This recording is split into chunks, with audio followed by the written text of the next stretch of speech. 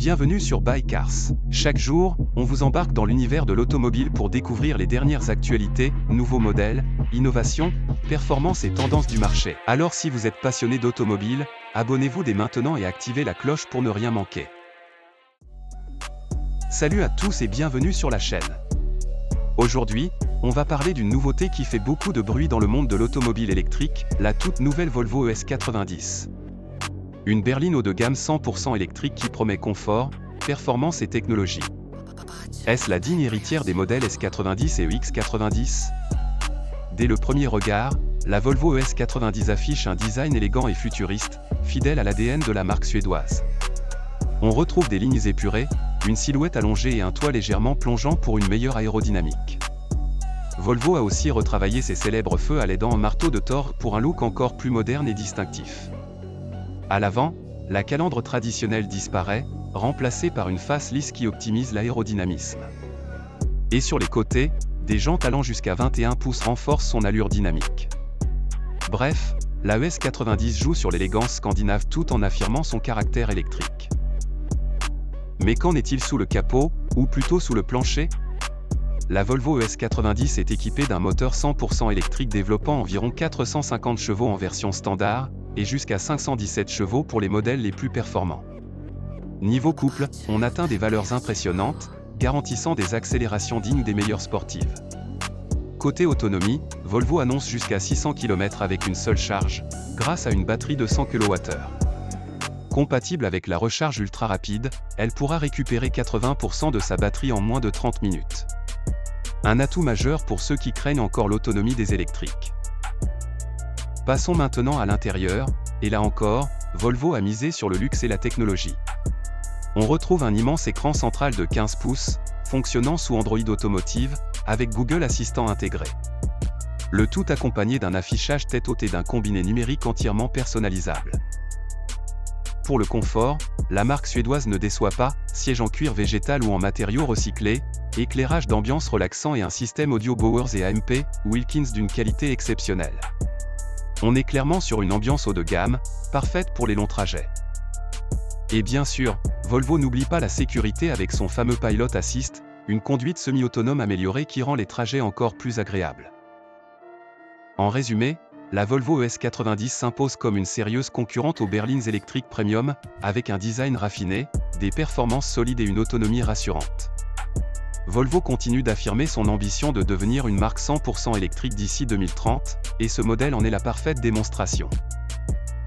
Alors, que pensez-vous de cette nouvelle Volvo ES90 ? Est-ce un modèle qui vous intéresse ?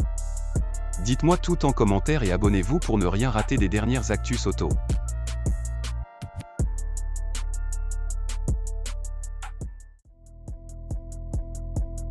Avec son prix attractif, son design modernisé et une autonomie améliorée, cette citadine électrique veut rester la reine des voitures abordables. Alors, qu'est-ce qui change sur cette nouvelle version ? Est-elle toujours aussi intéressante ? On voit ça tout de suite. Dacia a revu son best-seller électrique avec un style plus affirmé et plus robuste.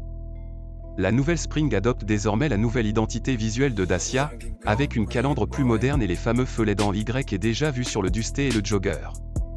Ses dimensions restent compactes, parfaites pour la ville, mais avec une carrure un peu plus imposante qui lui donne un côté SUV urbain.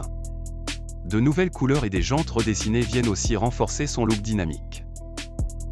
Sous le capot, ou plutôt sous le plancher, la nouvelle Dacia Spring propose maintenant deux versions moteurs, une de 45 chevaux, idéale pour la ville, et une plus puissante de 65 chevaux pour ceux qui veulent un peu plus de dynamisme sur route. Mais la vraie bonne nouvelle, c'est l'amélioration de l'autonomie. Avec une batterie de 26,8 kWh, la Spring affiche maintenant jusqu'à 230 km d'autonomie en cycle mixte et plus de 300 km en ville. De quoi rassurer ceux qui hésitaient à passer à l'électrique. Côté recharge, elle reste compatible avec la charge rapide, permettant de passer de 20 à 80% en environ 40 minutes.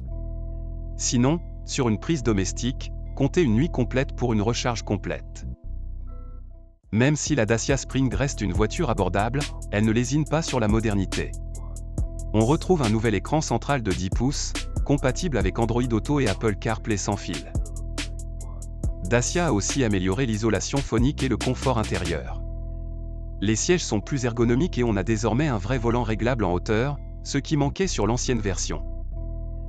Et côté équipement, la Spring 2025 propose désormais des aides à la conduite comme l'alerte de franchissement de ligne et le freinage d'urgence automatique, un vrai plus pour la sécurité. Et bien sûr, l'argument numéro 1 de la Dacia Spring, c'est son prix.